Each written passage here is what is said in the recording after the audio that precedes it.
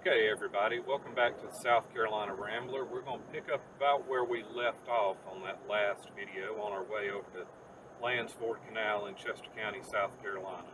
If you didn't watch the previous video, right now we're riding along on one of the oldest roads in probably the upstate. This road was originally part of the Occoneechee Trail used by the Native Americans to get from the coastal regions inland and went to a primary crossing point on the Catawba River. Catawba River is not really suited to boat traffic. There's a lot of rocky shoals and rapids, or there were, and there still are, but we're picking up here and we're going to follow this on out.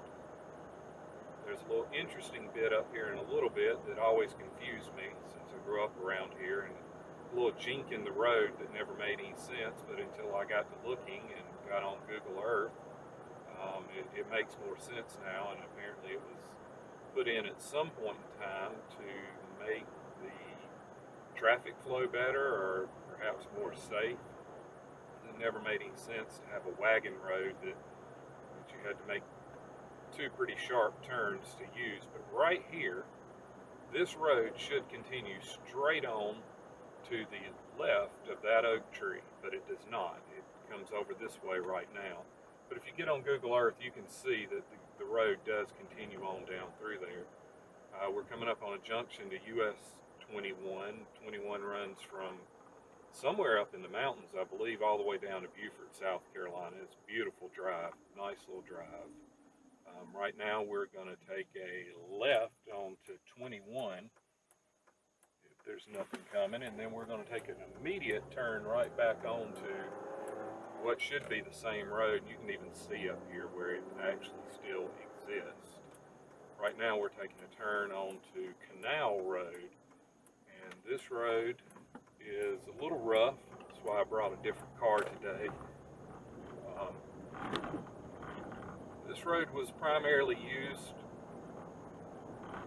to get back and forth between Lancaster, South Carolina, and going over to Chester County, South Carolina. I don't know that the road in colonial times ever had any name to it, but I guess it would be Landsford Road, even though it's not Landsford Road, it's Canal Road now. It was here before the Landsford Road was. Landsford Road today would have been the old colonial post road running north-south along the Catawba River.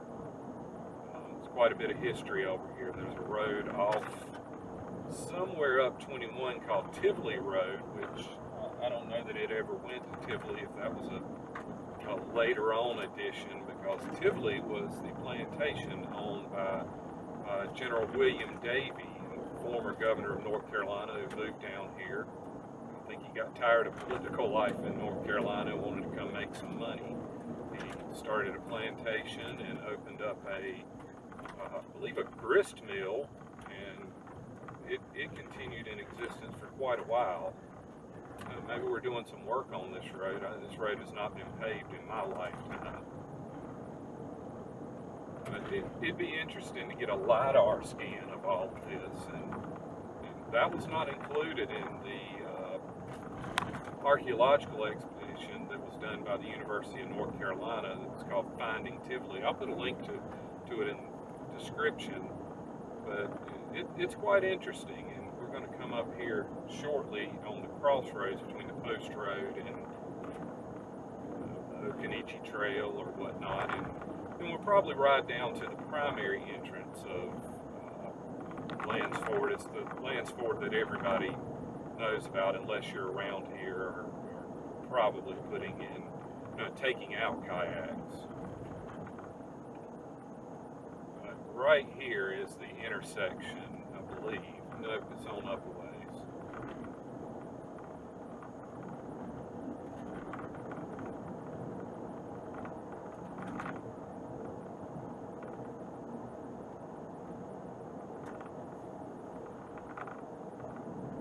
I remember riding on this road, school bus, whenever I was growing up. Did a little bit of off-roading there. I remember riding on this rode on the school bus, and if I'd known everything that really went on here, I probably would have taken a lot more note of what was going on. I'm going to read you this little bit that General William Davie wrote. He was sending a letter to John Steele, U.S. Treasury official, and he said, "You will soon come to a place too remarkable to pass your notice. The road from the Chester Courthouse and the road from my house come to the post road exactly at the same place on different hands. You have nothing to do but to turn up the road leading to my house. The post road is not 250 yards from my gate." And from what I gathered in finding Tivoli, the road that he's talking about is actually right here where this sign is that we just passed. And Tivoli would have been back over there and off to the right. Right now we're going to ride up here and turn around at the main entrance to the park. All of this on the right side of the road is Landsford Canal State Park. It's primarily in Chester County. There's a good bit in Lancaster County, but it is all inaccessible to the public. But somewhere off to the left to the right is General Davie's plantation. And we'll take a look later on in this series at General Davie, where he finally ended up over at Old Waxhaw Presbyterian Church.